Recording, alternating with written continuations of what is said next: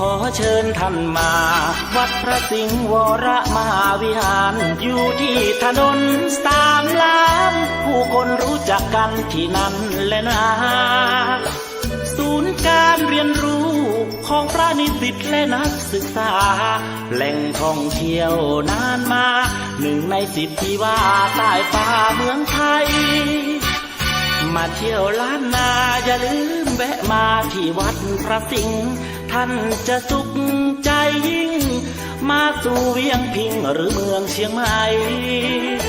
ไหว้พระขอพรวัดพระสิงห์ยิ่งอุ่นใจจิตเบิกบานผ่องใสพ้นทุกข์พ้องภัยโชคชัยมากมี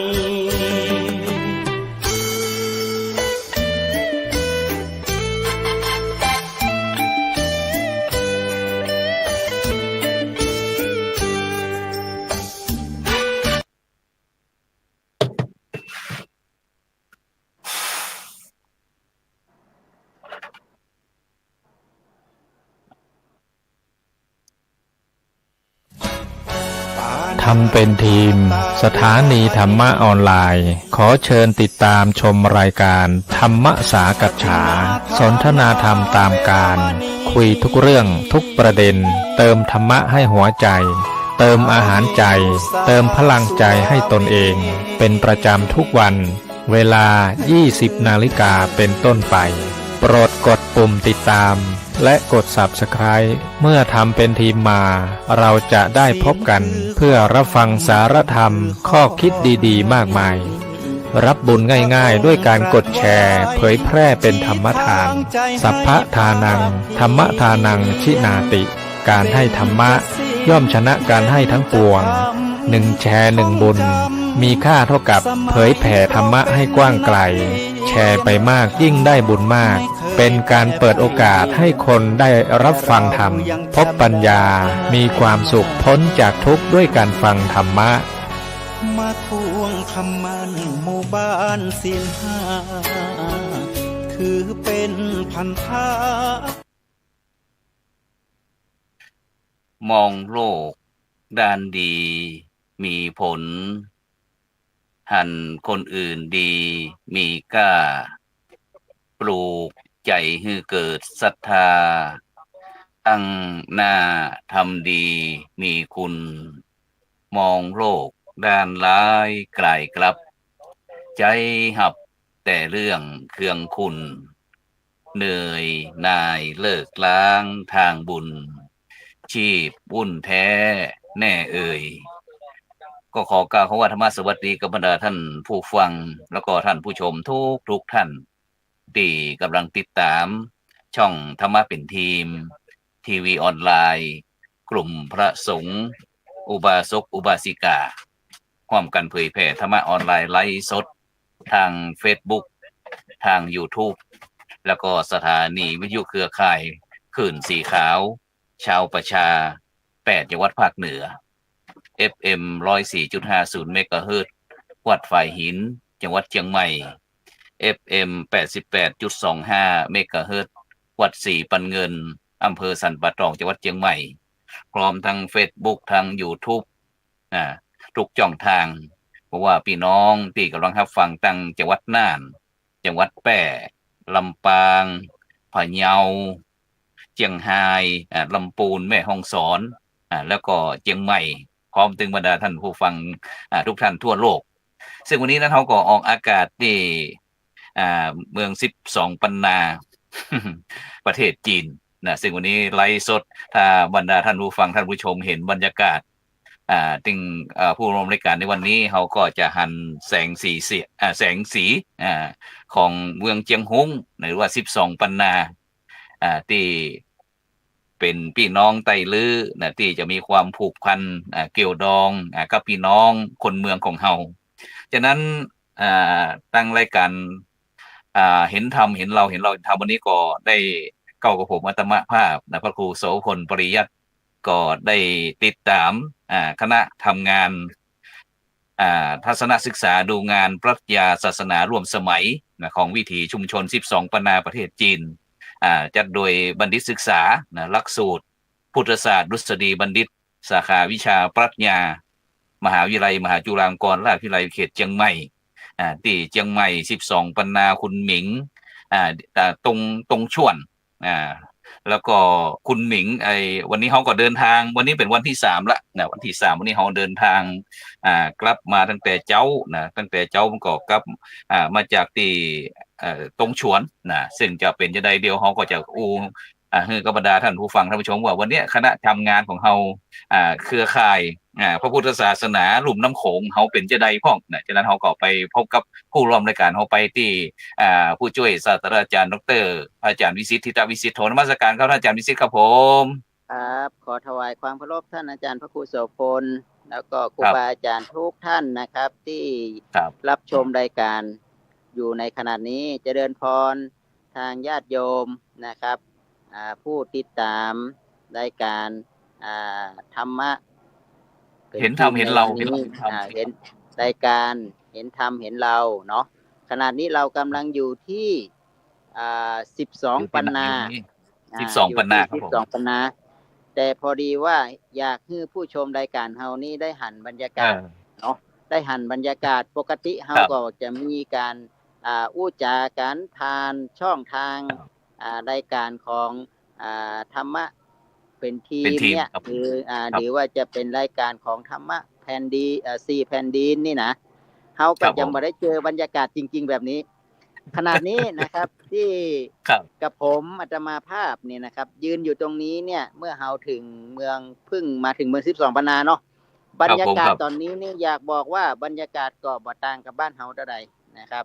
แต่ที่แตกต่างก็คือมันมีความรู้สึกว่ามันคล้ายกับเมืองเชียงใหม่มีแสงสีมีความ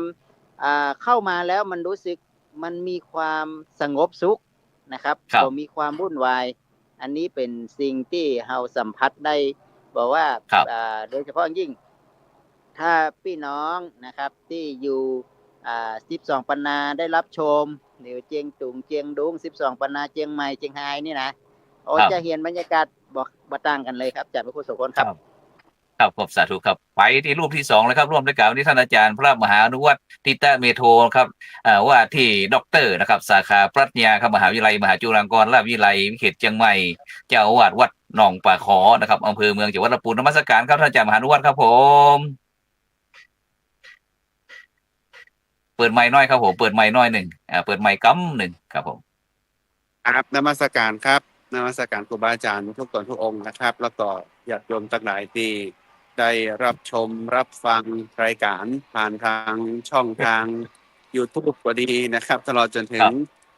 Facebook เนาะแล้วก็สถานีวิทยุอาจจะมีเสียงก้องๆกังๆนะครับผมเปลวมัลติเปิ้ลกำลังก่อสร้างให้ฟังครับบรรยากาศสดๆครับผม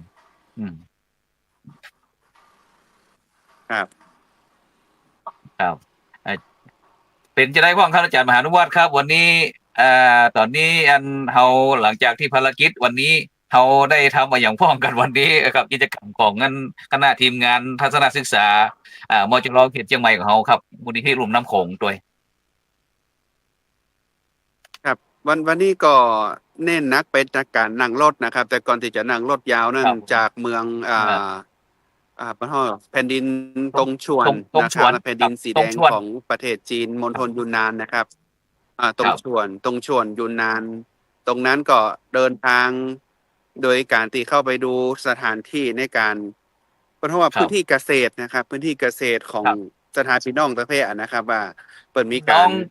ทำการเกษตรกันอย่างไรแล้วก็แผ่นดินเขาชนชาวอีน้อยนะครับครับชาวอีนะครับชาวอีนะครับอยู่ที่นั่นก็ครับผมครับก็เปิ้นก็จะเป็นการทำนาขั้นบันไดนี่แหละครับแต่เป็นบนดอยบนภูเขาของเปิ้นแล้วก็มันใช้พื้นที่เขานับมันเป็นพันไร่นะครับเพราะว่าดูแล้วนี่คือดูจากที่สูงลงไปนี่คือทั้งหมดนะครับเปิ้นใจในการทำการเกษตรเป็นงานนาขั้นบันไดหมดเนาะแล้วก็ในถ้าหากว่าเปิ้นว่างจากการฤดูการเก็บฤดูการที่เปิ้น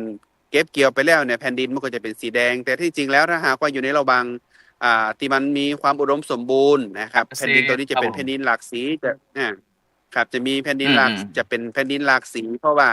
ก็จะมีสีแดงสีเขียวสีเหลือง จากพืชพันธุ์ที่เปิ้นปลูก อืม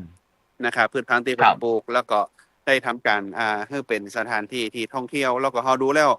เปิ้นใจวิถีชีวิตของเปิ้นให้มันเกิดความงดงามนะครับเปิ้นทำครับผม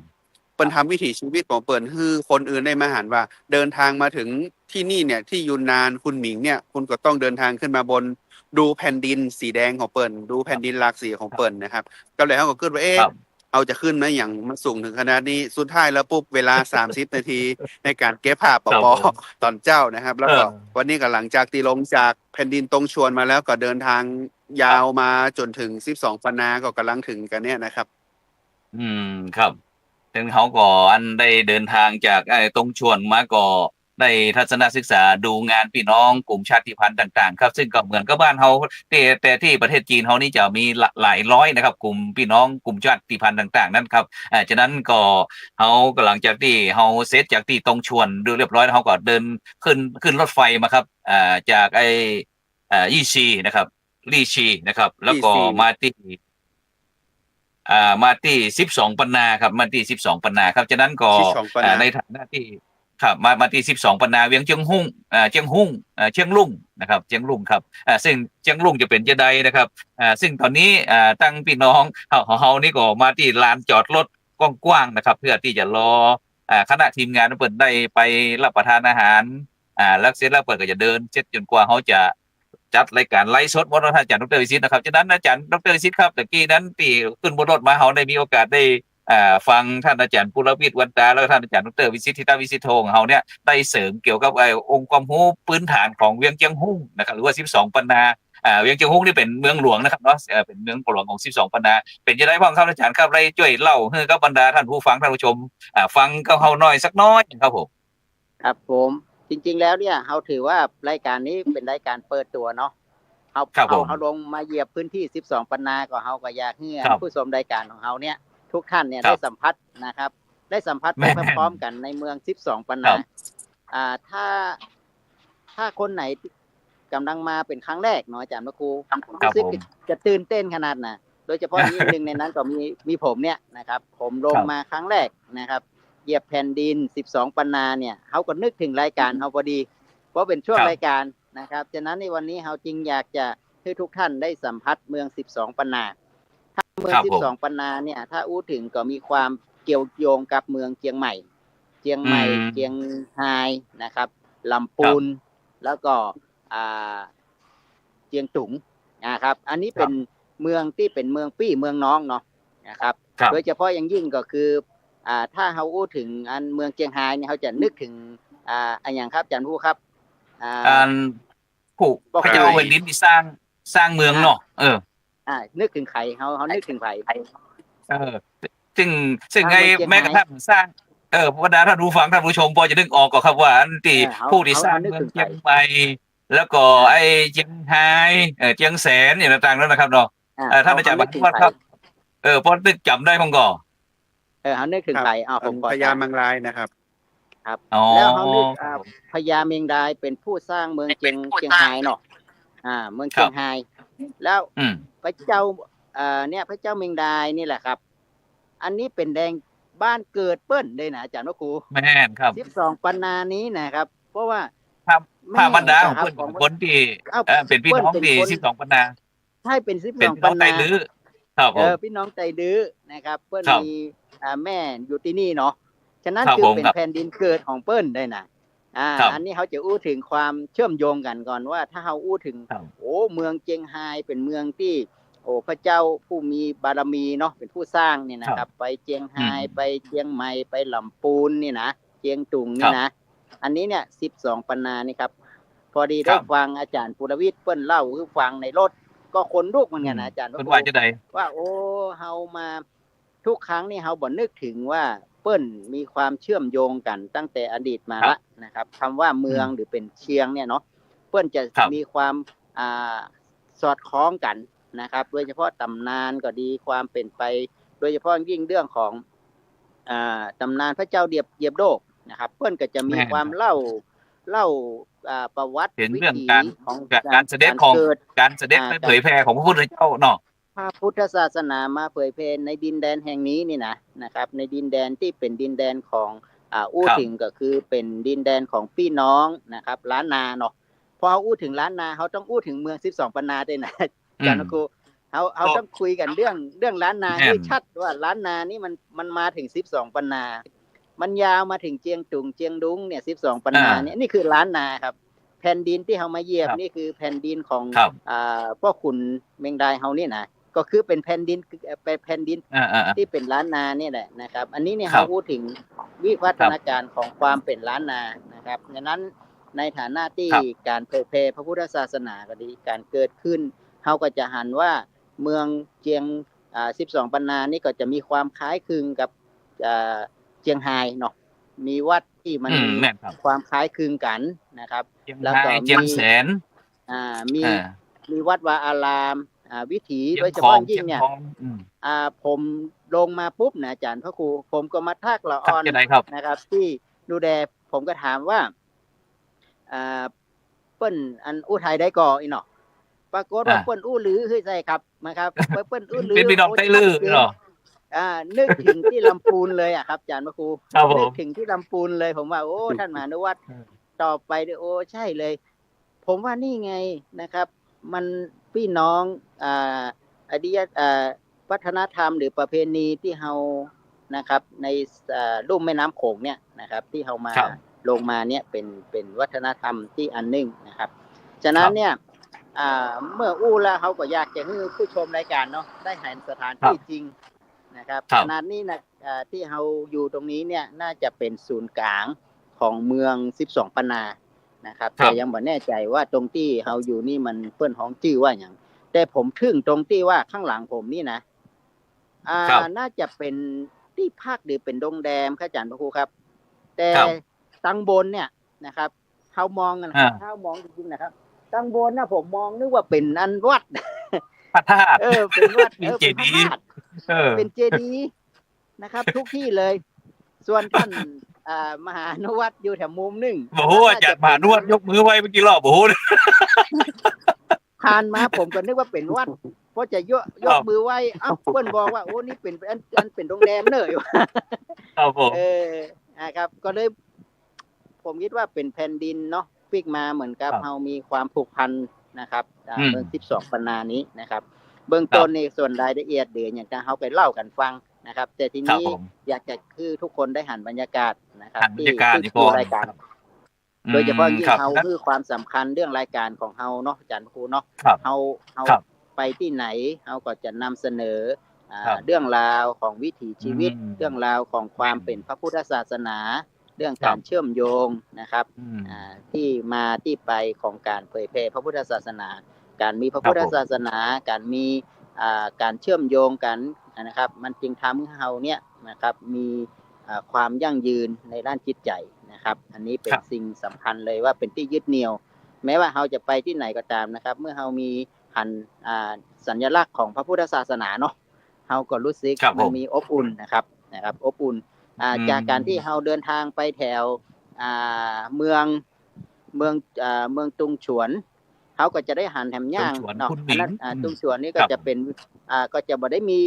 สัญลักษณ์แบบนี้นะครับเขาก็จะหันเป็นลักษณะของ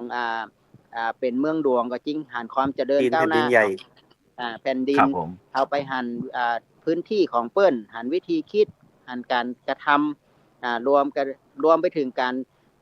ปกครองการแนวทางการดูแลเรื่องระบบระเบียบโอ้ชัดเจนมากโดยเฉพาะรถไฟนะอาจารย์ครูนะครับ1นาทีถึงก็คือ1นาทีถึงไปกับไปแบบนั้นเลยเฮาหันจัดระเบียบนะครับอันนี้มันทำให้การดำเนินชีวิตเนาะดำเนินชีวิตของแต่ละวิถีมันก็แตกต่างแต่พอเฮามาที่12ปันนาแล้วเรารู้สึกเบาใจเหมือนได้ปีกเชียงใหม่เหมือนได้ปีกเชียงใหม่อากาศเป็นจังได๋พ่องหนาวก่ออากาศนี่บ่หนาวครับตอนนี้นี่นะครับที่ผมยืนอยู่ที่นี่เนี่ยตอนแรกเนี่ยก็นึกว่าหนาวนะลงจากรถมาก็เอาผ้ามาไว้เลยว่าโอ้ปรากฏว่ามันหนาวนะครับแต่ว่าตอนที่ไปเมืองตอนเช้าเนี่ยครับที่ขึ้นไปกับท่านตรงชวนมหานุวัตรน่ะตอนนั้นนี่หนาวครับนะครับแผ่นดินนี้มันก็จะเป็นบรรยากาศถ้าอู้ถึงก็คือคล้ายๆกับเชียงใหม่เฮาก็แถว แม่แจ่มเนาะอาจารย์ครูเนาะ ม่อนแจ่มครับม่อนแจ่ม ม่อนแจ่ม ม่อนแจ่ม แม่นจ ครับ ำแล้วก็มีคันนาเหมือนกับท่านมานุวัตรอู้ว่างั้นเนาะมันก็ ครับ จะเป็นภูเขาล้อมรอบ แล้วก็แผ่นดินนี้ก็เป็นน่าจะสันนิษฐานว่าน่าจะมีแร่ธาตุในลักษณะของแร่ธาตุที่เป็นธาตุเด็กอะครับ เพราะว่ามัน ที่ แผ่นดินมันจะเป็นสีแดงเนาะ ครับผม แต่บรรยากาศสวยครับวิวสวยงา ครั ม บผม นะครับวิวสวยงามอุณหภูมิ เสียดาย ก็น่ เขา จะอยู่ เสียดายเขาบ่ได้มีภาพเพื่อบรรดาท่านผู้ฟังท่านผู้ชมดูเนาะเดี๋ยวรอเสร็จภารกิจแล้ว ครับ เดี๋ยว เดี๋ยว เอาไว้ เสร็จ วัน ภารกิจแล้ว สรุปงาน เขาจะมีภาพเลยครับผมนิมนต์อาจารย์มหานุวัฒน์ครับผมเป็นจะได้พ่อง ครับ อาจารย์มหานุวัฒน์เป็นจะได้พ่อง ก็ มา อยู่ตรงเห็นมุม มาเหยียบ เห็นมุมนี่น่า 12ปันนา น่าจะเป็นมุม ครับผม ครับ น่าจะเป็นมุมของติดฝั่งน้ำโขงนะครับฝั่งน้ำโขงเนาะ อ๋อ แล้วเขาก็หันถึงความ ครับ การ ผม พัฒนาเป็นบอกว่า เพียงแค่10 ปีนะครับ จากการเกิดขึ้นของการปฏิวัตินะครับ ปฏิวัติเรื่องของการท่องเที่ยวในแผ่นดินของ12ปันนานี่นะครับ รัฐบาล ครับผม จีนร่วมกับรัฐบาลท้องถิ่นตรงเนี้ยก็ทุ่มงบประมาณก็เกือบ1 ล้านบาทเนาะประมาณ แม่น เท่าไหร่ แม่ ก็ทำตะกี้เฮาอู้กัน250,000 ล้านหยวนนะครับโดยประมาณก็900,000 กว่าล้าน เกือบ1 ล้าน สองแส บาท นล้านหยวน2 แสนล้านหยวน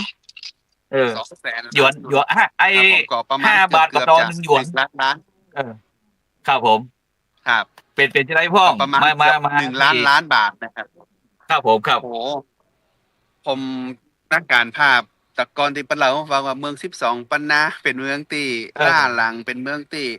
ย้อนอดีตประเทศไทยไปแหม30 ปี 50 40 ปี ปี นี่หร แต่ อก ผมว่าบัดใจแล้วครับบัดเดี๋ยวนี้เปิ้น ครับผม ดู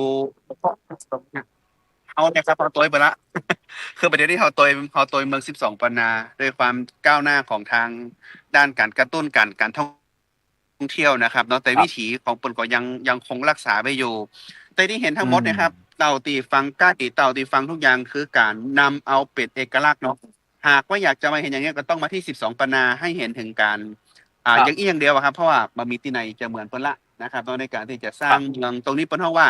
9 จอม 12 เชียงนะครับและเป็นตลาด9 จอม 12 เชียงในพื้นที่ก็ประมาณเกือบประมาณ100 ไร่นะครับตรงนี้จะเป็นทั้งศูนย์แสดงสินค้า ศูนย์แสดงโชว์เอกลักษณ์วัฒนธรรมด้วยการนำเอาเจดีย์9 องค์มาไว้อยู่ที่นี่ แล้วก็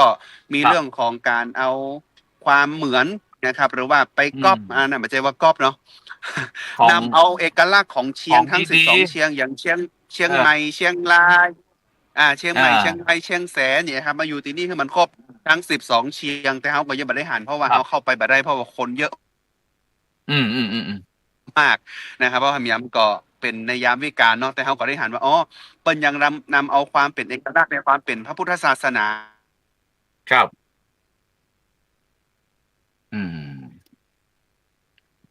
ครับเสียงท่านอาจารย์มหานุวัฒน์ทิตาเมโทซึ่งก็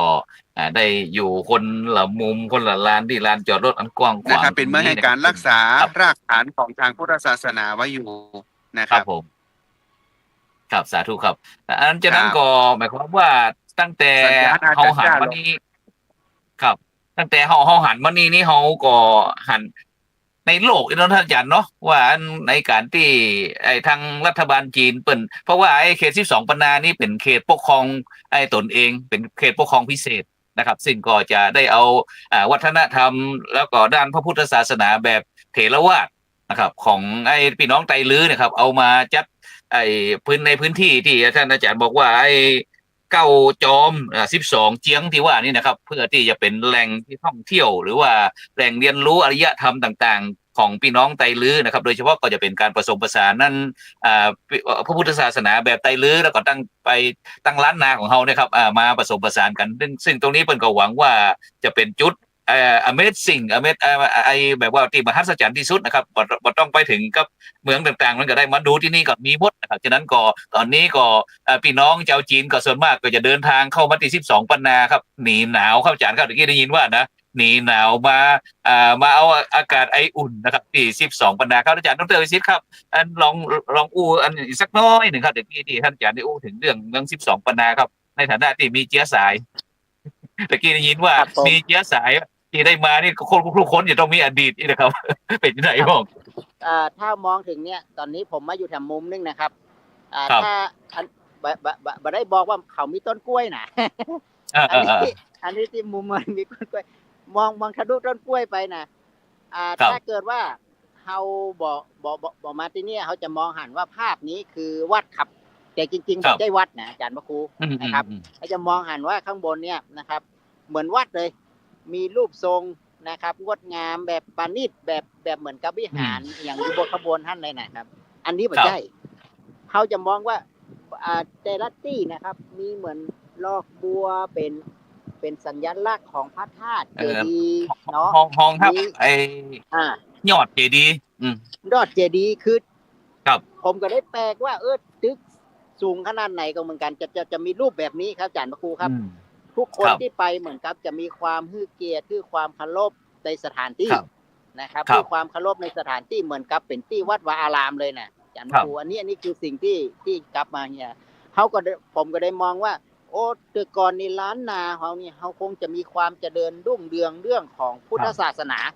นะครับแล้วก็เอาพระพุทธศาสนาเนี่ยเป็นเรื่องใหญ่เลยเป็นเรื่องสำคัญในการเป็นเรื่องรักเป็นเรื่องที่ยิ่งใหญ่เลยสร้างแปลงบ้านแปลงเมืองก็เอาเรื่องรักการพระพุทธศาสนาเอาคณะสงฆ์เอาเหมือนกับว่าเฮาอู้ถึงเรื่องรักการพระพุทธศาสนาเป็นรักเลยครับบอกว่าจะก่อสร้างอย่างกระจังเนี่ยเขาก็จะหันว่าเมื่อในอดีตที่ผ่านมาเนี่ยนะครับเฮาก็ยังอันนี้หมายถึงว่ามีความจะเดินขึ้นแล้วนะอาจารย์พระครูครับแม่นแต่ว่ากลิ่นอายหรือการรับรู้เขาสามารถสัมผัสได้ครับว่าความเป็นพุทธศาสนาเนี่ยไปอยู่ที่ไหนก็ร่มเย็นนะครับแล้วชาวพุทธเฮาก็เหมือนกันไปอยู่ที่ไหนเนี่ยนะครับก็มีความเรียบง่ายมีเหมือนลักษณะเป็นการแสดงถึงความอ่อนน้อมถ่อมตนแสดงถึงความกตัญญูกตเวทีเนาะอันนั้นเขาก็เลยนึกว่าแต่ก่อนนี่เขาน่าจะมีโอกาสได้อยู่แถวนี้หรือเปล่าในอดีตเนี่ยนะครับ เรื่องรักเขาคิดมาว่าปกติเขาก็ถ้าบ่มีความผูกพันบ่มีอย่างนี้นะอาจจะไม่เวะมันที่ผมได้มาไม่ได้มาบางคนนี่ขนาดนิสิตนักศึกษานะตั้งใจแล้วนะอาจารย์พระครูถึงวันเวลานี้ก็มาบ่ได้หลายท่านก็บ่ได้มาไม่ได้มาแต่ถ้าเกิดว่าได้ชมรายการตอนนี้อยู่เนี่ยโอกาสหน้ายังมีเนาะโอกาสหน้าก็ว่ากันนะครับแต่ทีนี้อาจารย์พระครูถามถึงว่าถ้าเรามีหลักคิดและมีความเชื่อในทางพระพุทธศาสนาแล้วเราก็มีความเชื่อว่าสิ่งไหนก็ตามที่เราได้บำเพ็ญได้สร้างมาเนี่ยนะครับบอกว่าพบไหนก็ดีเนี่ยเรามีความเชื่อว่าถ้าอดีตชาติเนี่ยนะครับเราอาจจะได้มีโอกาสได้ร่วมบุญร่วมกุศลกันเนี่ยเนาะมันก็จะได้มาปะพบกันนะครับบอกว่าจะเป็นเรื่องของการพบเจอไม่ว่าเป็นสถานที่ที่เราจะเดินทางไปนะครับได้บำเพ็ญบารมีได้คือการศึกษาได้อย่างต่างๆนี่ก็เหมือนกันครับอาจารย์ครูครับมันก็นำมาสู่ก็เหมือนกับบอกว่าแม้ว่าคนตอนนี้นะครับ12ปัญนาเนี่ยเขาก็จะหันเรื่องของคนที่เข้ามาเยี่ยมเยียนนะครับเข้ามาสัมผัสในกลิ่นอายของพระพุทธศาสนาไปเจียงใหม่เจียงไฮ้แม้ว่าพี่น้องทางจีนทาง12ปัญนานี่เปิ้นไปเจียงใหม่ไปเจียงไฮ้เปิ้นก็ไปดูเรื่องวัดเรื่องวานะไปดูเรื่องการศึกษาเรื่องวัดเรื่องประเพณีเรื่องวัฒนธรรมบ่ต่างกันเลยเฮามาที่นี่เฮาก็มาดูเรื่องวัฒนธรรมเรื่องประเพณีเรื่องการศึกษานะครับฉะนั้นนี่ไปที่ไหนก็ตามถ้าเกิดว่ามีความเชื่อมโยงกันระหว่างวัดระหว่างพระพุทธศาสนาเนี่ยเป็นตัวเชื่อมเนี่ยมันจะทำให้เราเข้าใจเรื่องของต้นที่มาของรากเหง้าของเราต้นที่มาของความร่มเย็นแล้วก็เป็นคุณค่าของความเป็นคนล้านนาครับอาจารย์พระครูครับเป็นคนล้านนาเฮาเกิดในล้านนานะครับแม้ว่าในล้านนาจะถูกแบ่งออกกันก็ตามแต่ในล้านนาก็คือความเป็นล้านนาความเป็นพี่น้องความเป็นเจ้าพุทธการไปมาหาสู่กันในอดีต เนาะแล้วก็ถึง ครับผม ปัจจุบันนี้เฮาก็ยังเดินทางไปมาหาสู่กันอยู่ฉะนั้นบอกว่าจะเป็นแม้ว่าจะแบ่งเป็นประเทศ อันนี้เป็นประเทศจีน ครับ เนอร์นี่เป็นพม่าเนอร์นี่เป็นไทยเนอร์แต่ ครับ ไม่สามารถที่จะแบ่งความเป็นล้านนา ความเป็นพระพุทธศาสนา ความเป็นวัฒนธรรมภาษา และรากเหง้าของตัวเก่าได้ครับอาจารย์ครับ ครับสาธุครับซึ่งวันนี้เราพอสังเกตจากสีหน้าท่านอาจารย์มหานุวัตรแล้วมีความสุขมากๆนะครับ ซึ่งผมถ้าวันไหนที่ผมได้มีโอกาสได้เข้าฉันพัฒหารเพลก้าฉันเจ้าก็ผมก็จะถามท่านอาจารย์มหานุวัตรตลอดว่าอาจารย์มหาวันนี้กับเขาอย่างล้ำห้องนี่นะผมจะถามตลอดนะครับซึ่งเปิดก็จะเป็นยะที่ท่านที่เป็นเจนี่ที่นี่เป็นเจ้าเข้ามาที่12 เจ้าปนาเป็นจะได้พ่องไปที่ไอ้คุณหมิงหรือว่าไปที่ไอ้ตรงชวนเป็นจะได้พ่องนี่นะครับเปิ้นก็จะตีเนี่ยนะครับท่านอาจารย์มหาครับอันนอกจากที่กำกับจ๋าพี่น้องที่ปออุ้ยแม่อุ้ยของเขาเนี่ยยังใจภาษาพี่น้องไตลือนะครับได้สื่อสารนะครับสื่อสารกับไอ้พี่น้องตั้งไทยล้านนาเขาโดยบ่ต้องผ่านล่ามอย่างทุกสิ่งทุกอย่างนะครับแล้วก็โดยเฉพาะแต่ละออนรุ่นใหม่นี่ก็อาจจะมีพ่องนะครับมีวัฒนาการไปที่จะต้องมีการแข่งขันเพราะว่าประชาชนคนจีนเขานี่มีเป็นพันกว่าล้านนะครับเป็นพันกว่าล้านแล้วก็มีพื้นที่ประมาณ3,000 กว่าล้านนะครับนักหนาป้านนะครับฉะนั้นเนี่ยอาจารย์ครับเรื่องการคบกันฉันเอาวันนี้เอามาหาชวนเดินชิมกันแล้วกันนั่งชิมกันแล้วกันเป็นจะได้พวกอาหารการกินนี่มันมีการแตกต่างกับตั้งลำพูนเชียงใหม่แล้วตั้งเมืองคนเมืองเขาพ่องก่อ ถ้าถึงตี12 ปนาคืออาหารเมืองบ้านเฮาเลยนะครับ อาหารของ อ่า คนเฒ่าคนแก่น้ำพริกน้ำผักนึ่งผักต้มน้ำพริก วันนั้นเป็นน้ำพริกบวกกับส้มนะครับแล้วก็จะมีปลานึ่งเนี่ยค ส้ รับ ม เขาก็ โลกนี่ สามารถกินได้ง่าย ๆ เป็นเครื่องเทศคือเป็นเครื่องทั้งเครื่องแกงเครื่องอย่างต่างบ้านเฮาอะครับ เฮามาเหมือนเฮามาของกินบ้านเฮาเนี่ยแหละแม่นครับจีพริกมกหอมตำน้ำพริกตำน้ำพริกน้ำพักเนี่ยนะครับเฮาก็ยังคิดว่าคิดถึงปลาบ้วงบ้านเฮาหน่อยเนาะ คิดถึงปลาบ้วงบ้านเฮานะครับ แต่ที่เขาไปฉันเพลวัน ขึ้น นี้ ไปที่ อาจารย์มหาที่เขาฉันเพลวันนี้ที่พี่น้องจูหมูเช้าอี้ที่ที่เขาของซุกี้ยูนานเป็นอะไรพ่อ ชนเผ่าอี้ครับ ครับ ก็ธรรมดาครับ มันบ่ได้กินตามวิถีของเพิ่นเนาะเพราะว่าเพิ่นกินกันอย่างนั้นนะครับ เป็นการทำง่ายๆด้วยกัน เปิ้นใจ เอาผัก ใจ เอาไม้ หลว ที่ น เปิ้นปลู ไว้ ก นะ นะครับ เอาไก่ที่เปิ้นเลี้ยงแม่นครับ เป็นหม้อกระทะใหญ่ เป็นหม้อสุกี้กระทะใหญ่แล้วก็ ที่จริงเปิ้นคือกินน้ำซุปไก่ดำนั่นแหละแล้วเอาผักเอาไม้มาใส่แล้วก็กินกับพริกของเปิ้นกับพริกหม่าล่านะครับเนาะแต่เอาบ่แปลกใจเพราะว่าคนไทยเฮาไม่แอวนักครับ มีน้ำพริกมีน้ำจิ้มสุกี้พันท้ายนรสิงห์อยู่แล้วก็มาถึงที่นี่แล้วยังพันท้ายยังตัวมาอยู่นะครับ ก็ถือว่า ครับ ก็ถือว่าเฮาได้มาหันวิถีเปิ้นว่าไปกินอย่างใดเนาะแต่ถ้าหากว่าวิเคราะห์ไปแล้วคือบนตรงชวนเนี่ยครับ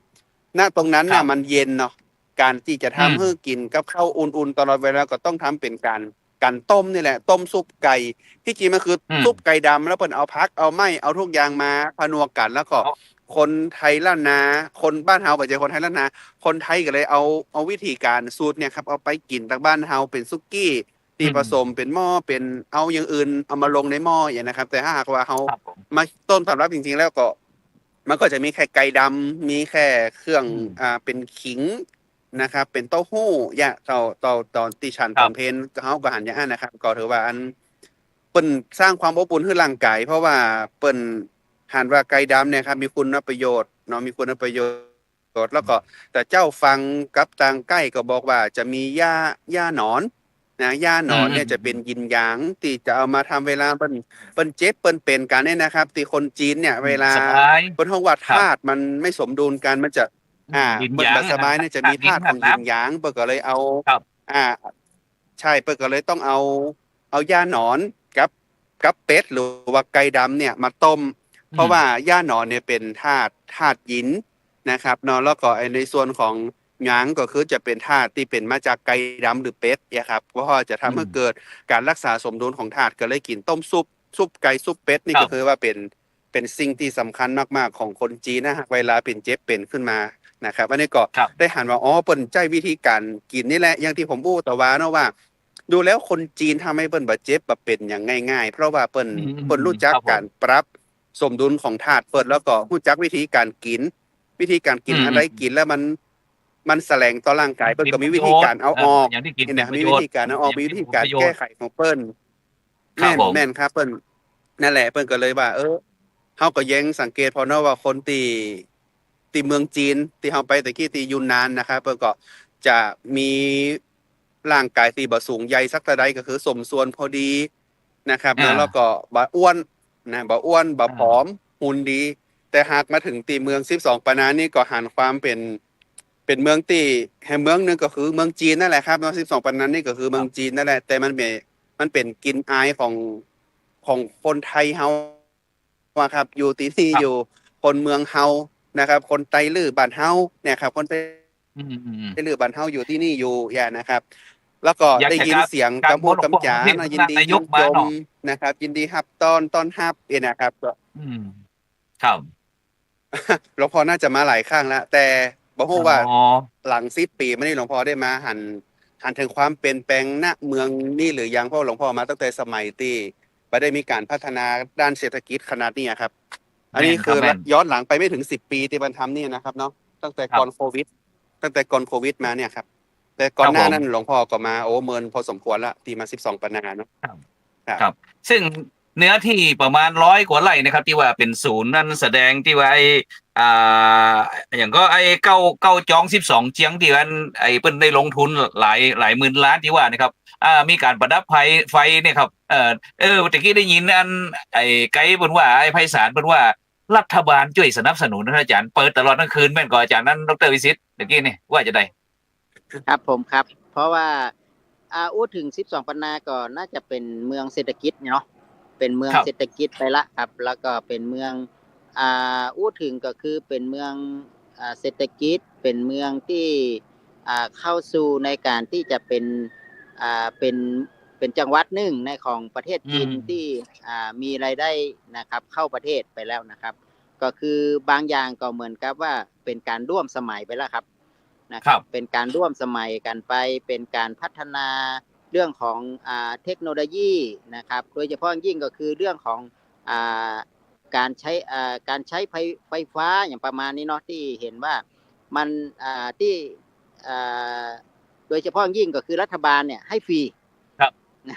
ให้ฟรีเลยครับอาจารย์ครับก็คือฟรีก็คือ สนับสนุน เต็มที่สนับสนุนเต็มที่ไปเลยนะครับโดยที่เปิดโอกาสให้คนนะครับในผู้คนเนี่ยได้ทำมาประกอบอาชีพนะครับภายใต้เศรษฐกิจนะครับเน้นเรื่องของการท่องเที่ยวเชิงวัฒนธรรมเนาะเป็นแดงท่องเที่ยวเป็นแดงเป็นสถานที่ต้อนรับผู้คนที่มาจากนานาประเทศแล้วกันเนาะที่จะมาชมวิถีชีวิตนะครับของพื้นที่ของ12ปันนานะครับซึ่งก็เป็นพื้นที่ที่อยู่ในเขตปกครองพิเศษที่เรากำลังพูดจากันนี้ว่าเป็นพื้นที่ของเขตปกครองพิเศษนั่นก็คือเป็นเขตพื้นที่ที่เป็นแดงเศรษฐกิจไปแล้วครับวิถีชีวิตก็อาจจะแตกต่างไปจากเดิมนะครับแต่ว่าวันพรุ่งนี้เราก็คงจะได้เข้าไปร่วมโดยเฉพาะยิ่งเราสนใจเรื่องการศึกษาเนาะเราสนใจเรื่องการศึกษาวัดหลวงเมืองลือเนาะครับพรุ่งนี้เราก็จะไปกราบหลวงพ่อสมเด็จสังฆราชเนาะของวัดที่วัดหลวงเมืองลือแล้วก็จะไปร่วมสารเสวนาคุยกันเรื่องการศึกษาพระพุทธศาสนาด้วยแม่น้ำโขงนะครับโดยเฉพาะยิ่งเราสนใจเรื่องการศึกษาการนำหลักการพระพุทธศาสนามาเผยแพร่มานะครับมาดำเนินชีวิตในพื้นที่แล้วก็จัดการศึกษาของคณะสงฆ์การศึกษาของพระพุทธศาสนาในลุ่มแม่น้ำโขงที่12ปันนานี้เปิ้นมีแนวทางการจัดการการศึกษายังไงเฮาก็อยากสนใจเพื่อเฮาจะมีโอกาสได้ทำความร่วมมือกันนะครับโดยเฉพาะยิ่งความร่วมมือด้านการศึกษาไปมาหาสู่ครับเราเฮามีลูกศิษย์อยู่ที่12ปันนาที่ไปเรียนที่มหาวิทยาลัยมหาจุฬาลงกรณ์นะครับวิทยาเขตเชียงใหม่แล้วก็ไปแล้วไปเรียนที่ วิไลสงฆ์เชียงรายนะครับแล้วก็ยังไปถึงวิไลสงฆ์ลำพูนก็ยังมีตั้ง12ปันนาตลอดถึงไปเรียนที่มหามงกุฎนะครับล้านนาฉะนั้นเนี่ยเราเหมือนกับว่าตอนนี้การศึกษานะครับพุทธศาสนาบ่สามารถกั้นไร้พรมแดนไร้พรมแดนครับตอนนี้เพิ่นไปการศึกษากันแล้วก็พะเยาเมืองแพร่เมืองน่านครับมีหมดแท้ถึงนั่นมีหมดเลยครับ ฉะนั้นผมก็ได้คิดว่าเมืองนี้นะครับก็จะเป็นศูนย์กลางต่อไปก็อาจจะเป็นศูนย์กลางของการศึกษาพระพุทธศาสนาในฝ่ายของลุ่มแม่น้ำโขงในแนวทางของทั้งมหายานนะครับเนาะมหายานส่วนที่จะศึกษานำไปสู่การเพราะว่าทางประเทศจีนเนี่ยส่วนมากที่เราไปผ่านมาเนาะอาจารย์พระครูเขาก็บ่ได้หันวัดอย่างนักหนานะครับเขาก็เจอแต่วัดที่เป็นมหายานเนาะมหายานวัดหนึ่งที่เขาผ่านวัดหนึ่งที่เขาผ่านมาฉะนั้นเนี่ยผมคิดว่าอนาคตข้างหน้าเนี่ยน่าสนใจครับกับการศึกษาพระพุทธศาสนาของ12ปันนาที่จะเผยแพร่ไปถึงเมืองต่างๆนะครับที่จะมีการพัฒนาการยังไงเพื่อเฮาในฐานะที่มหาวิทยาลัยสงฆ์มหาวิทยาลัยมหาจุฬาลงกรณ์วิเทศหรือว่ามหาวิทยาลัยสงฆ์ของทั้งของมหามงกุฎราชวิทยาลัยด้วยเนี่ยเขาจะร่วมกันสนับสนุนนะครับในหนุนเสริมให้การศึกษาพระพุทธศาสนาเนี่ยขยายเผยแพร่ไปเพิ่มไปขยายจาก12ปันนาขยายไปมณฑลอื่นๆได้เนี่ยมันจะได้น่าสนใจครับโดยเฉพาะยิ่งการศึกษาพระพุทธศาสนาฉะนั้นถ้ามันเป็นไปได้โอกาสหน้าเขาอาจจะมีการไปมาหาสู่กันการแลกเปลี่ยนการแลกเปลี่ยนนักศึกษาเขาก็อยากจะเอานักศึกษาเขามาอยู่ที่นี่มาเรียนรู้วัฒนธรรมที่นี่เนาะหรือว่าการศึกษาที่จะต้องเตรียมความพร้อมจากนี้แล้วก็ไปเรียนเชียงใหม่จากเชียงใหม่เรามาปิกมาเผยแพร่พระพุทธศาสนาเขาจะมีความร่วมมือกันยังไงหรือเขาจะมีการสนับสนุนส่งเสริมกันจะได้อันนี้น่าสนใจครับวันพรุ่งนี้น่าจะมีคำตอบนะครับครับผมแม่นครับฉะนั้นเขาจะไปที่ท่านอาจารย์มหานุวัฒน์ครับตะกี้ก่อนที่เขาจะแยกต่างจากอันหมู่คณะทีมงานที่บันเดินไปเยี่ยมขอห้องว่าในบาซ่าหรือว่าสถานที่ที่เคยจัดงานประเพณีมหาสงกรานต์นะครับเมื่อประมาณเดือนเมษาที่สงกรานต์ปีใหม่เมืองเขานะครับ13 14 15ตะกี้ท่านอาจารย์มหานุวัฒน์ได้ยินจมว่าอยากจะหันนั้นหันนี้ซึ่งตะกี้เขาได้ผ่านที่ศูนย์แสดงวัฒนธรรมพระนครศรีครับอาจารย์ครับซึ่งอาจารย์อยากจะหันอย่างพวกเขาที่มา12ปันนาตอนนี้ครับอาจารย์ครับอยากจะหัน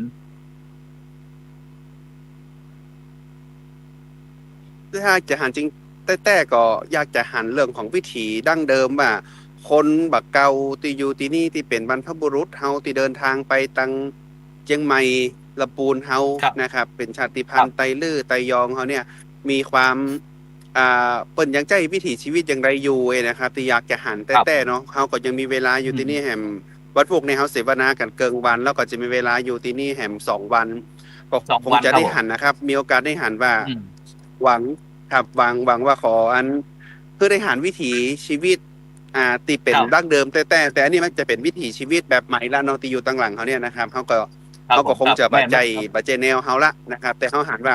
อย่างน้อยเนี่ยเปิ้นก็ยังหันความสำคัญได้คือคนรุ่นใหม่ได้หันว่า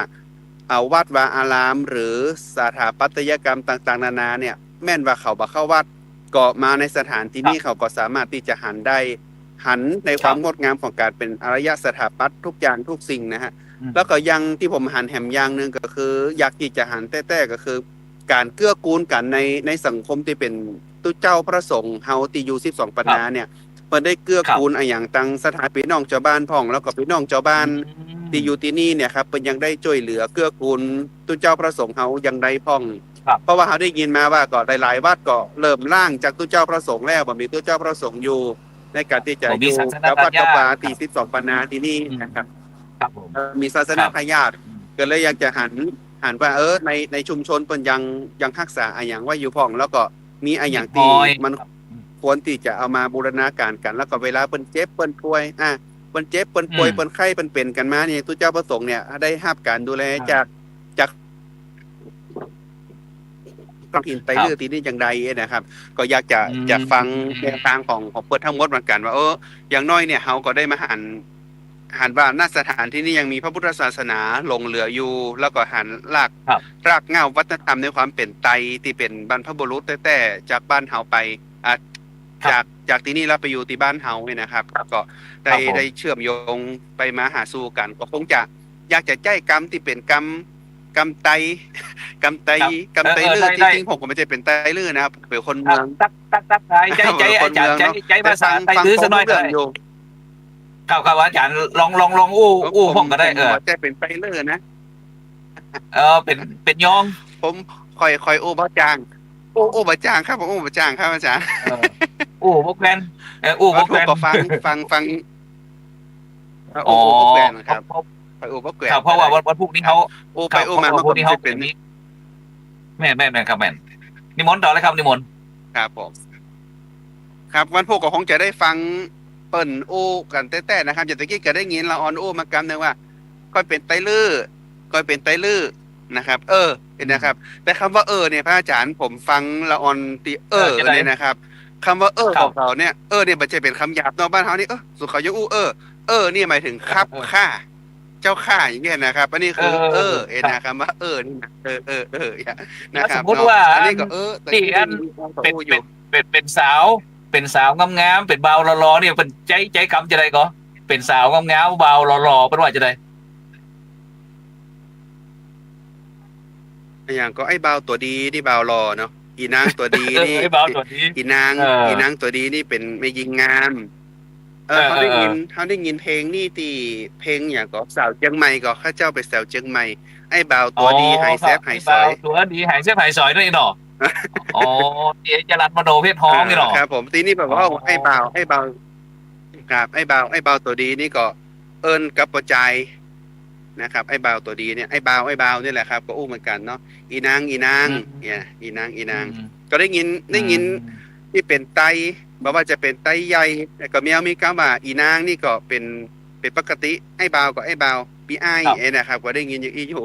นะครับเขาก็ได้ยินมันก็มีหลักฐานในความใกล้เคียงกันตีอยู่ทางบ้านเฮาก็อบอุ่นนะครับได้ยินภาษาเดียวกันนะครับจะได้สื่อสารกับบนผู้เรื่องครับแต่คนขับรถน่าจะเป็นคนจีนเพราะตะกี้ถามว่าร้านเขาเป็นคนเป็นคนไต้ก็ว่าเป็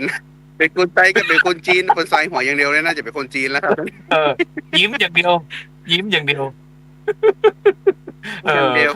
ยวแต่ยังสื่อสารกับคนได้อยู่นะครับทีนี้ก็ได้เงินหยวนเนาะทีนี้ได้เงินหยวนนะครับแต่ว่าก็ไปซื้อน้ำก็ใช้ภาษาใบเอายกมือเอา1 2 3นะครับจะเอาใช้ภาษาใบครับเพราะว่าเป้าหมายในการสื่อสารครับผมครับใจครับฉะนั้นก็โอเคครับความคาดหวังของอาจารย์มหาก็คืออยากจะหันความดั้งเดิมของพี่น้องที่ได้อพยพไปอยู่ตั้งล้านนาตั้งคนเมืองของเขาเนาะว่ามันเป็นจะได้ต่างๆที่เขาก็ได้หันแบกทั้งว่าไอ้บ่าวตัวดีอีนางตัวดีอย่างต่างๆซึ่งถ้าไปอูบ้านเขาอาจจะบอกว่าใจภาษาพวกขุนรามคำแหงกองอีมึงกูนะครับเนาะแต่นี่ก็เขาได้ฟังได้ยินได้ฟังแล้วก็ได้สัมผัสแบบแท้จริง ซึ่งในขณะนี้ก็บรรดาท่านผู้ฟังท่านผู้ชมก็กำลังติดตามรายการเห็นธรรมเห็นเราเห็นธรรมวันนี้ก็กับผมธรรมภาพพระครูโสพลปริยัติได้นำรายการสดจาก12 ปันนาเวียงเจียงฮงถ้าภาษาจีนเป็นห้องว่าเจียงหงซึ่งก็จะมีแม่น้ำโขง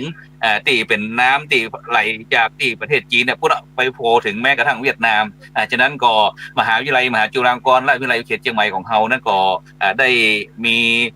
การประสานงานกันด้วยการแลกเปลี่ยนเรื่องการเรียนรู้พระพุทธศาสนาทั้งระดับปริญญาตรีปริญญาโทปริญญาเอกฉะนั้นตะกี้นั้นท่านอาจารย์มหานุวัฒน์ได้อู้ถึงเรื่องการศิลปะวัฒนธรรมแต่แน่นอนละที่เฮามาในครั้งนี้เฮากันในนามของมหาวิทยาลัยโดยเฉพาะเป็นทัศนศึกษาดูงานปรัชญาศาสนาร่วมสมัยนะครับของวิถีชุมชนนะครับ12 ปันนาประเทศจีนนะครับโดยบัณฑิตศึกษานะครับหลักสูตรพุทธศาสตร์ดุษฎีบัณฑิตสาขาปรัชญา มหาวิทยาลัยมหาจุฬาลงกรณราชวิทยาลัยวิเทศเชียงใหม่นะครับซึ่งก็จะมี12ปันนาคุณหมิงตรงชวนนะครับซึ่งเขาไปแต่ว่านี่ไปหิมะเจียวจื้อนะครับเจียวจื้อแล้วก็เป็นดินแดนแห่งหลายที่หลายอย่างนะครับที่เขาได้สรุปรายวันนี้เขาก็มาสรุปรายวันคือบรรดาท่านผู้ฟังท่านผู้ชมว่าที่หมู่เฮามาเนี่ยเขาได้ทำอย่างพ้องนะครับแล้วก็เขาจะทำอย่างแหมต่อไปแหมเพราะว่าเขาพยายามที่จะถ่ายทอดในการทำงานของเขาเนี่ยผ่านสื่อออนไลน์คือบรรดาพ่อแม่พี่น้องศรัทธาญาติโยมได้รับฟังเพียงกดไปที่ YouTube ว่ารายการช่องธรรมะเป็นทีมทีวีออนไลน์เนี่ยบรรดาท่านผู้ฟังท่านผู้ชมกดติดตามเลยกดไลค์กดแชร์นะเพื่อเป็นธรรมทานยิ่งแชร์นักก็ได้บุญนักยิ่งแชร์น้อยก็ได้บุญน้อยบ่แชร์ก็บ่ได้บุญเพราะอย่างเพราะว่าตรงเนี้ยมันเป็นการฮือธรรมะเป็นตาเนี่ยเป็นเรื่องที่สุดยอดพระพุทธเจ้าเปิดกระตึงว่าธรรมะทานังจินะธรรมะทานังจินะทานังจินะอย่างนั้นธรรมะทานนี่มันอาจจะมึนๆหน่อยวันนี้นะเพราะว่าเดินทางประมาณ500-600 กิโลนี่เราจะมาด้วยเนาะแล้วนี่เขาก็ยังไม่ได้เข้าที่พักแต่รอเพื่อคือทีมงานเขาเนี่ยได้มีความสุขนะฉะนั้นก็ที่งานใหญ่งานหลวงเขาที่จะมี40 ปีท่านอาจารย์มหานุวัฒน์ครับ40 ปีของมหาวิทยาลัยมหาจุฬาลงกรณราชวิทยาลัยเชียงใหม่ซึ่งท่านอาจารย์มหานุวัฒน์บอกว่าอยากจะหันจารีตประเพณีวัฒนธรรมการแสดงต่างๆของละเด็กละอ่อนที่มันมีอยู่ในล้านนาของเขาเนี่ยซึ่งมันมีนักหนาป้าป้านซึ่งไม่ใช่ว่าใครจะต้องมาเป็นเจ้าของแผ่นดินแต่เขาก็มีการที่ว่า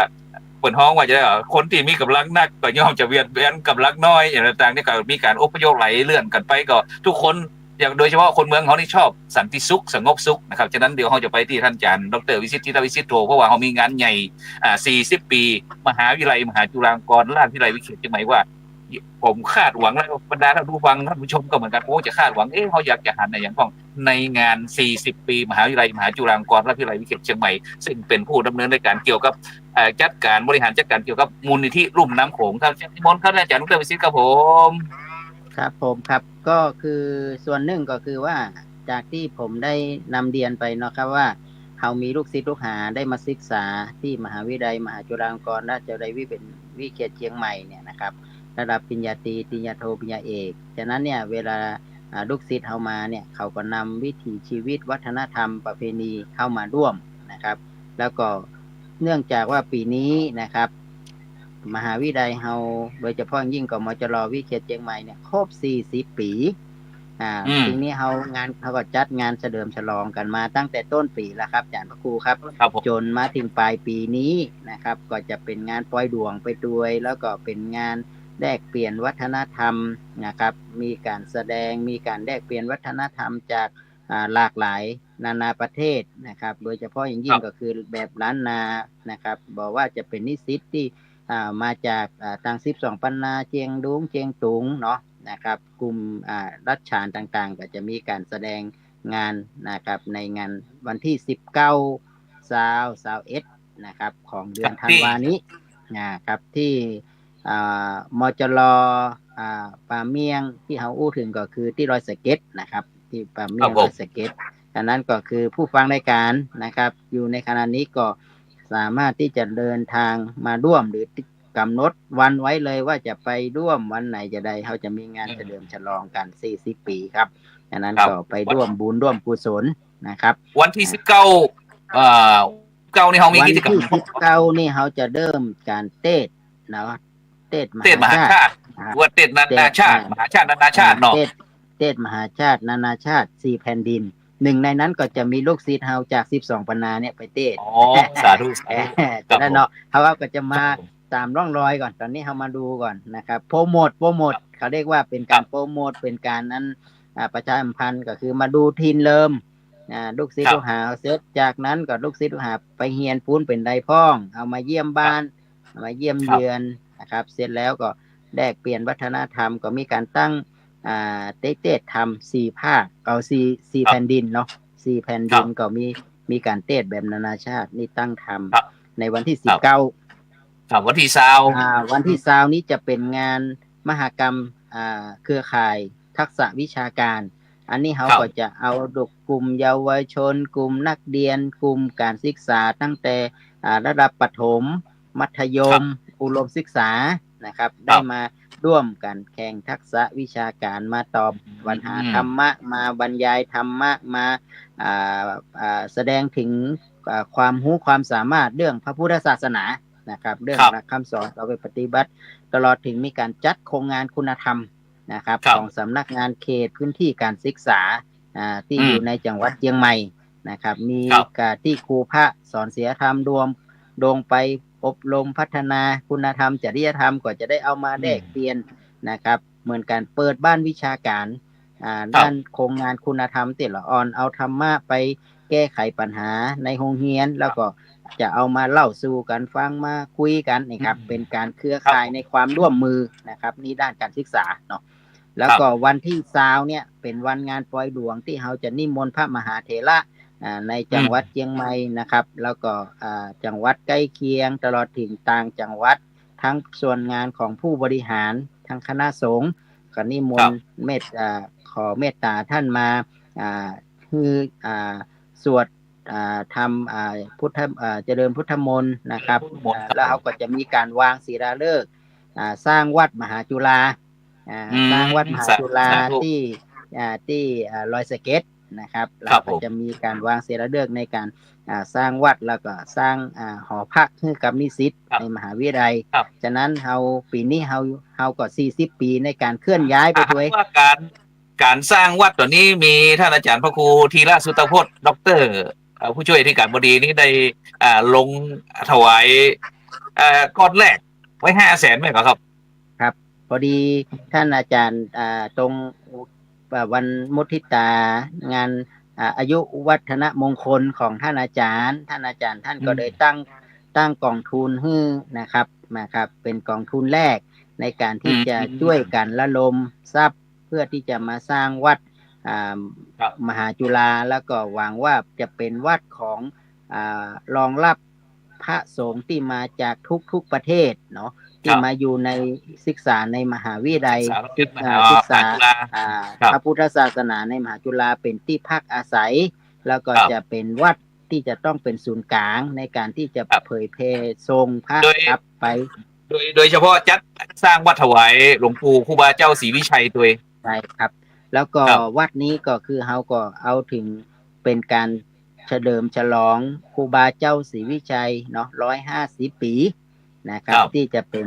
บุคคลสำคัญของโลกเขาก็จะสร้างตรงนี้เป็นที่รองรับนะครับพื้นที่ทั้งหมดมีอยู่900 ไร่เดี๋ยวน้อยนึงวันที่21เขามีอย่างพ่อ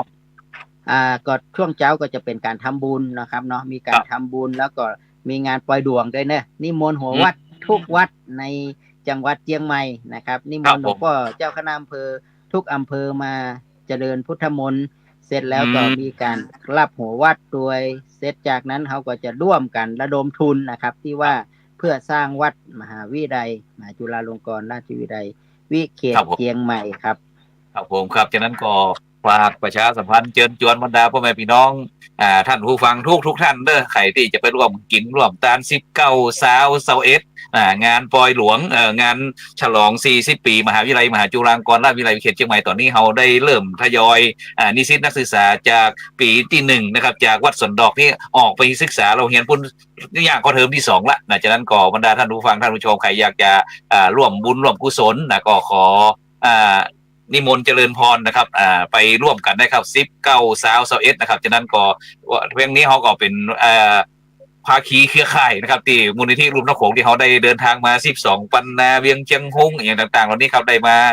สืบสานหินห้อยประเพณีพื้นบ้านล้านนาของเขาในวันนี้ก็จะตั้งแต่วันที่6ถึงวันที่11นะครับวันที่11ก็จะเดินทางกลับนะครับฉะนั้นก่อนในคืนนี้ก็ออกที่อากาศสดก็ที่ลานจอดรถนะครับในเมืองเชียงฮงนะครับ12 ปันนาครับฉะนั้นก็เสียงอาจจะกระท่อนกระแท่นวงนะครับฉะนั้นกราบขอบพระคุณครับท่านอาจารย์ดร.วิสิทธิตวิสิทธิ์โทนะครับคณาจารย์จากมหาวิทยาลัยมหาจุฬาลงกรณราชวิทยาลัยเขตเชียงใหม่ครับท่านอาจารย์มหาอนุวัฒน์ทิตาเมโทนะครับว่าที่ด็อกเตอร์นะครับสาขาปรัชญานะครับซึ่งก็ปีหน้านี้นะครับจากวัดหนองป่าขออำเภอเมืองจังหวัดลำพูนนะครับแล้วก็บรรดาท่านผู้ฟังท่านผู้ชมทุกท่านในปีที่ตลอดการตามรายการเฮาแล้วก็ช่วยเป็นกำลังใจให้หมู่เฮาด้วยเด้อที่เฮาได้เดินทางมาปฏิบัติศาสนกิจในครั้งนี้ก็เพื่อความยั่งยืนของพระพุทธศาสนาแล้วก็ความสุขของประชาชนชาวโลกนะครับฉะนั้นก่อนในค่ำคืนนี้ก็เวลาหมดเวลานะครับแล้วก็วันพรุ่งนี้ก็ติดตามรายการมาได้พรุ่งนี้ก็ รายการธรรมะรับอรุณในจากนั้นก่อนในค่ำคืนนี้ก็ขอกล่าวคำว่าธรรมะสวัสดีสาธุ สาธุ